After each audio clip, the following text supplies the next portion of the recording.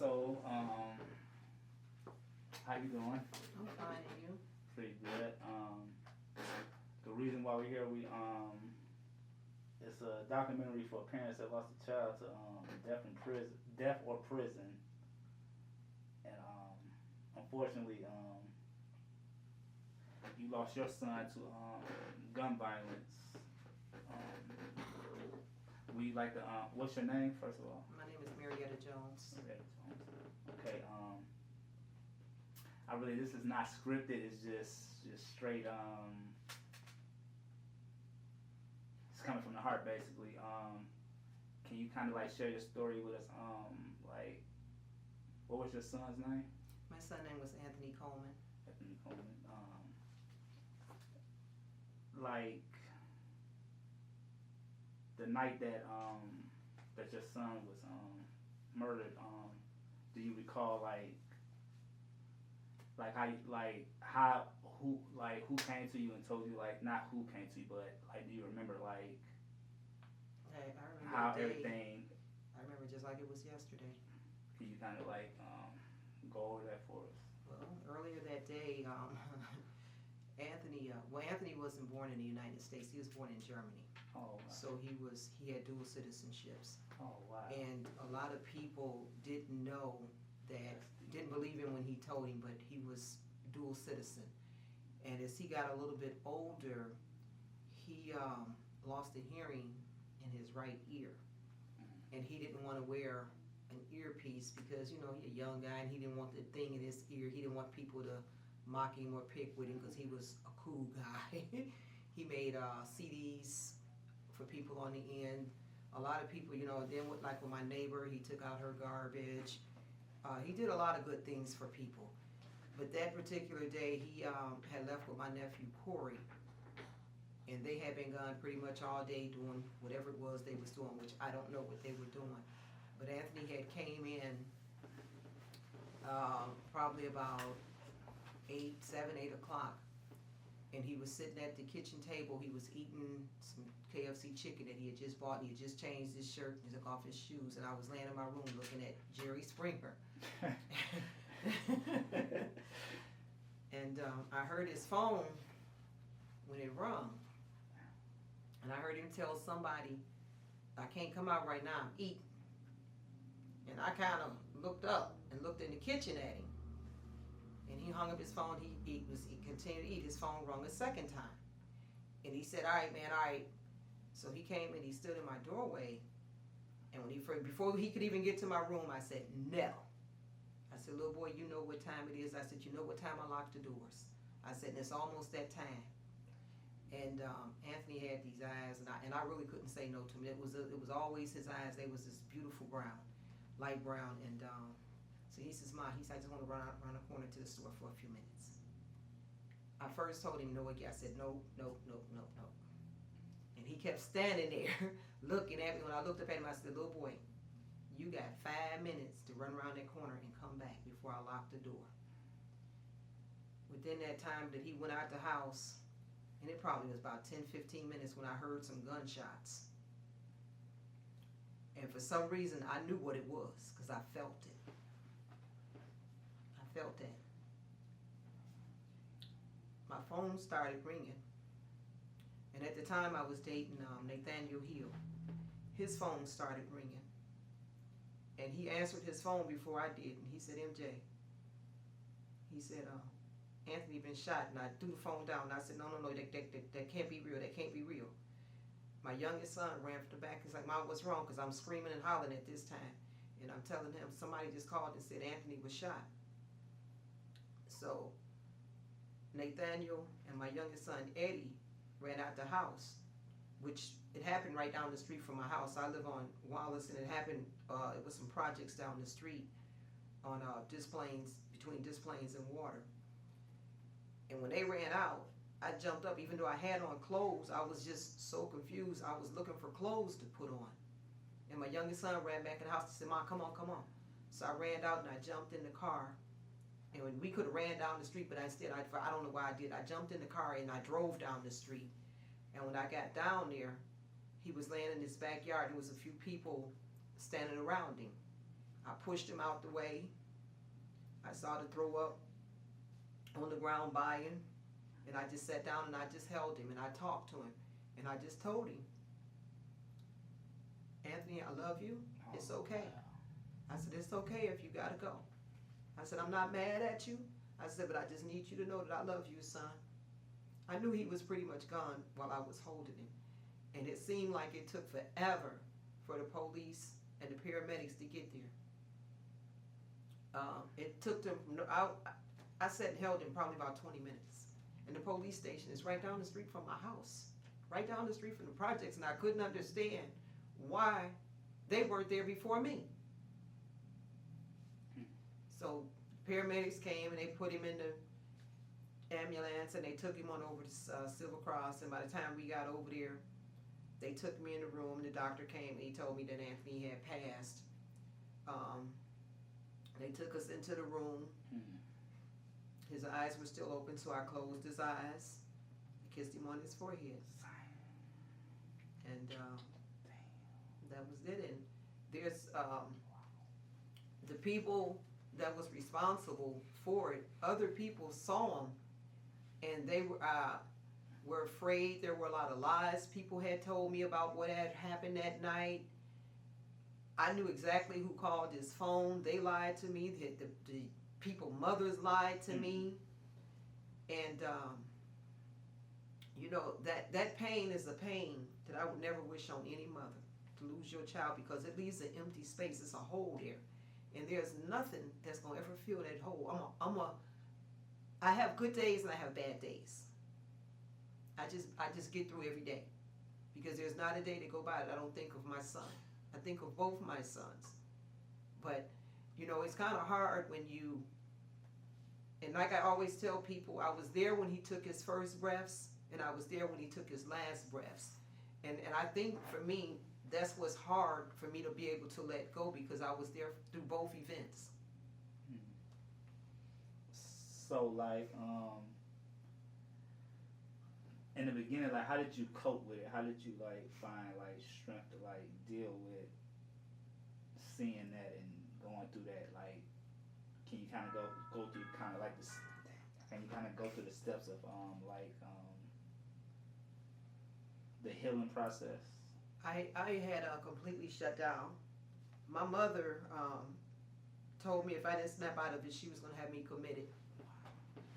I had completely forgot about my youngest son. I didn't want no visitors. I didn't want to see nobody.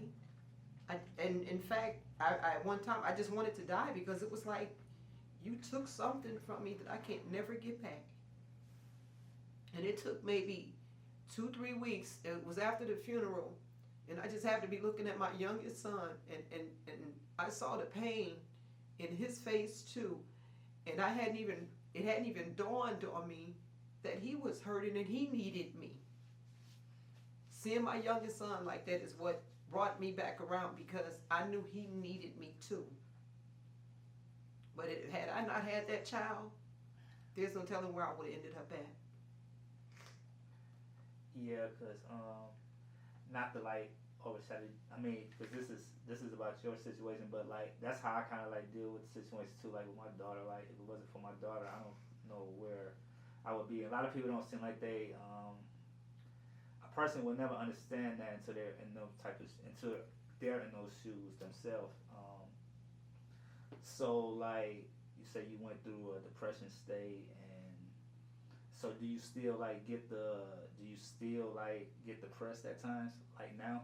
Like, Yes, I do. When it's his birthday, holidays, the day of his death, it could be anything that can trigger it. Sometimes when I see my grandson.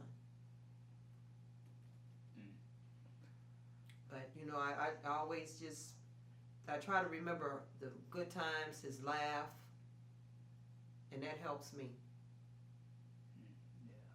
Yeah. So you say he has a child. He had a child that he didn't get to see. How do you like, do his son like? How do you like deal with that part, like with his son, like never being able to see his dad. Do you think that plays a part in his life? Um, Once I found out that the young lady had had the baby, I paid for the DNA, and when it came back that it was 99.8% that it was his child, they did the DNA off of me and my ex-husband and his mom, and they used my son. Well, they couldn't use his blood because he was deceased, and they wanted me to pay a lawyer a lot of money to get his blood from the coroner. So they did it off of me, my ex-husband, and his mother, and it came back 99.8% that that we were the grandparents. And I've been in my grandson's life ever since. We explained to him about his dad, what happened to him. At first he didn't understand, and right to this day he still really don't, and he'll be 18 this year. Matter of fact, last year, because of drugs, someone had laced the drugs, I'm assuming, with fentanyl for this guy, and he went over there. They probably didn't know that he was going to go share these drugs with her, and he did, and we found him and her in the house deceased. So yeah, my grandson is struggling because now he has no parents. He has family, and he stays with his other grandma. We try to do as much as we can for him, and he has a lot of anger in him, and I try to talk to him, and I pray for him all the time. I try to get him to understand. When you mention God to him, he'll tell me he don't believe in God because if it was a God, why did he take both his parents? And I can't answer that question for him. I can only pray for him. Wow. So the result of that, did you ever blame God for taking your son? Yes, I did, and I had to, in my depression, yes, I did, and I started praying about it, and I just asked God just to give me some understanding, just to understand. Do you,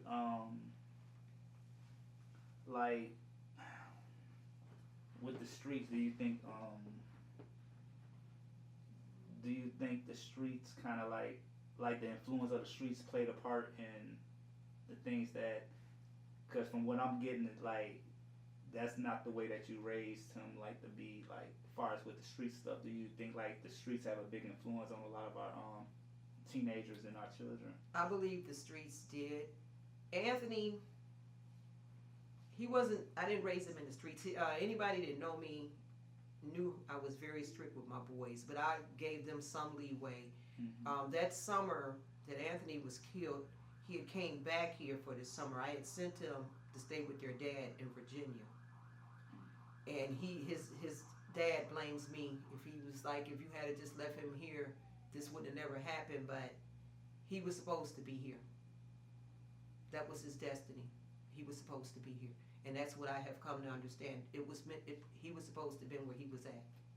I understand what you're saying as far as with the destiny thing, because I have had people get in my inbox or message me saying I feel like your story kind of was meant to happen, or and not saying that it's meant for yeah, kind of it's almost meant for things. It is meant for things to happen, for things like this to happen, because maybe we help other people. Now we hear sirens now. Maybe it is meant to help other people in their lives somewhere down the line. What would you say to because you was a single parent, so what would you say to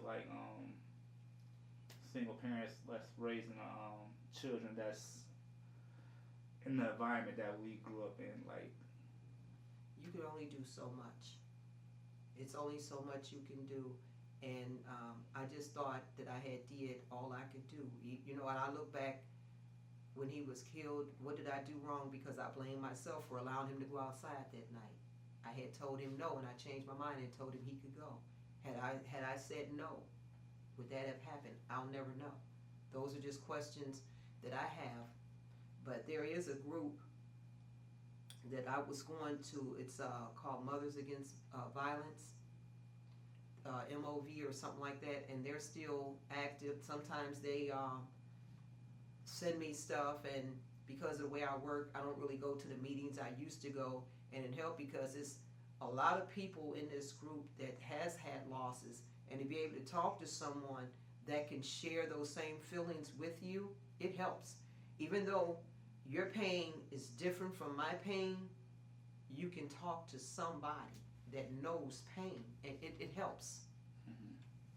Yeah, you're correct about that. Cause I had went to a group after my son passed away, and it helped me in a lot of ways. And then like I kind of like fell away from it. Um, so do you like suggest like some type of therapy after a loss of a child and stuff like that? Yes, I recommend it. I went through therapy. I had to. Mm-hmm. If I hadn't, I probably would have lost my mind. I probably wouldn't be sitting here today. Mm-hmm. So how did you deal with the fact that you had another child, and did you feel like you was neglecting your other child? Did you ever feel like that you neglected your other child because of the loss of your son?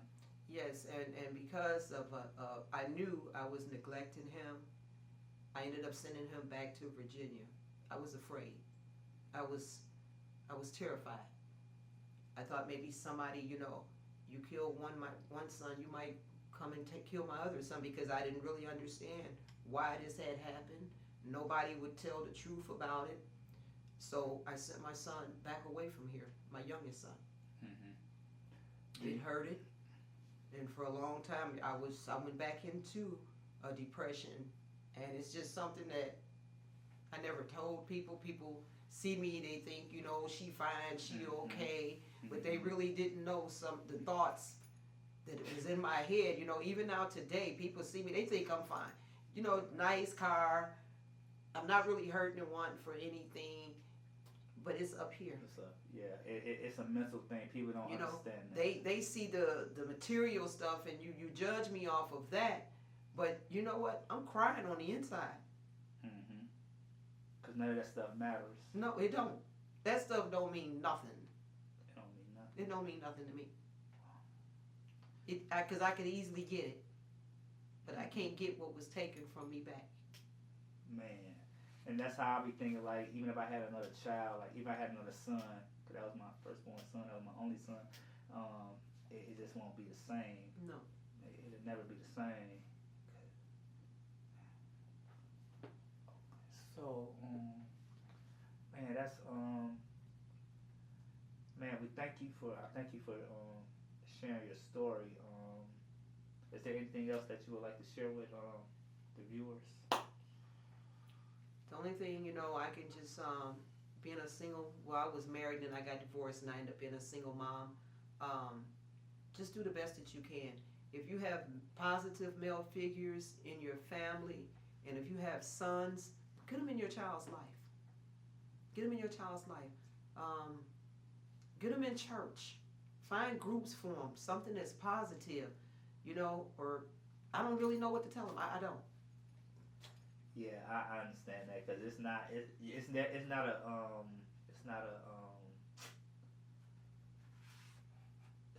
book where you where you can raise.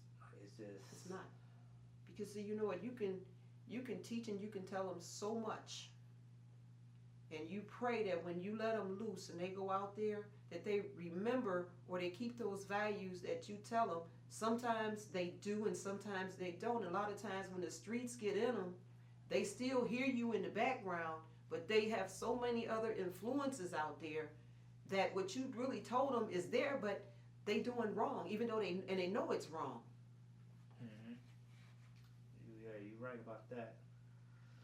So we're gonna wrap this up. We're not gonna hold you too long. I thank you for your for coming. You're welcome. By and sharing your story with us. Anything you want to say? Any questions you want to ask? Anything I think I missed out on, or what would you say to any parents like that may out there blaming themselves. You know, you say you let them go outside. Have you ever really got over the fact that you let them go outside? Like, you know, you said that his father kind of put the blame on you. Have you forgiven yourself for let him go outside? Yes, I have forgiven myself. Mm-hmm. I have. I prayed about it, and I just asked, like I said, I asked God to give me just some understanding, give me some peace. I'm at peace. It hurts. I don't cry and all that every day like I used to. It's like certain things that trigger it, but for the most part, I'm at peace. How long did it take for you to become? Because I still blame myself for the night I found my son. I found my son dead too, and it was like I really blame myself like a lot, and that's like, and like okay, I'll have to ask you, how do you like did family members that you kind of like feel like distant from everyone? Did you kind of Yes. like feel Yes. a distance from everyone? I was. The history with my family goes back way far. You know, the murders and the deaths just didn't start with my son.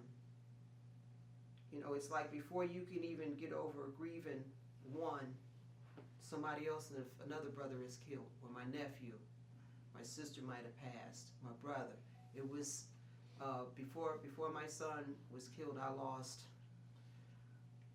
4 or 5 brothers, 3 of them to gun violence, a nephew to gun violence, and then my son to gun violence.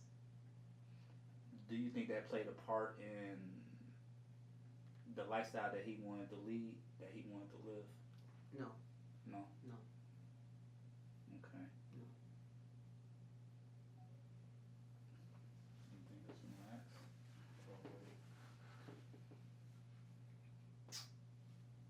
Do you feel like things could have been different if he had more older, positive male role models?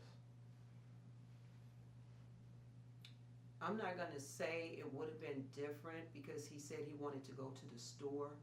And from what people told me, they were shooting at someone else and he got hit. I don't really know the truth. The only thing I know, he was struck in his back. He had his back to the streets when he was hit. So to say that if he needed more positive male role models in his life, I had some in there. So I can't say that was the reason. I don't know the reason why. I to this day, I really don't even know what he was doing that day. I know he came home and he was eating chicken and he wanted to run to the store, and I agreed to let him. Okay, not just him. Do you think that our neighborhoods need more like things for like programs and stuff like that for our children to have in our neighborhoods? Yes, because they've taken all that stuff away. There's nothing. I still live down in the same area. They tore the center down. There's no programs for the kids. You know, I look out the door and I see the little kids in the streets playing ball, throwing their football. There's no programs for these kids. Mm-hmm. People speeding past half the time, don't even stop at the stop sign, and there's a lot of children down there now. Mm-hmm. So there's no programs down there. And we right around the corner from the police station. There's no police riding past, checking the areas out for anything. Mm-hmm. That's sad. It is because I feel like they like Liza Kelly. I feel like they should have turned that to some type of like something for the children to have some type of program. Because I went to Liza Kelly and I know that school. It's a big school, and I think they should have turned that to something for the children. Even with the They tore the center down. They had the center, but they tore that down. Yeah. Yeah, they did turn it out. Yeah, they did. And even like, and this is not prejudice. This is not, but I feel like even with the stores, it's like, even on the South End, there used to be a lot of black-owned stores down there, a lot of black-owned businesses down there, period. I feel like they need more, me personally, I feel like they need more, like, things down there that's gonna, there's nothing down there that's really inspiring for our children down there No, it's not. to look forward to. And They had the program, I don't know how long ago, maybe last summer or something, at Second Baptist Church. They have that rec center there, or that center thing there. I don't even know if they're still doing that. hmm So we just, man, it's a lot of stuff that needs to be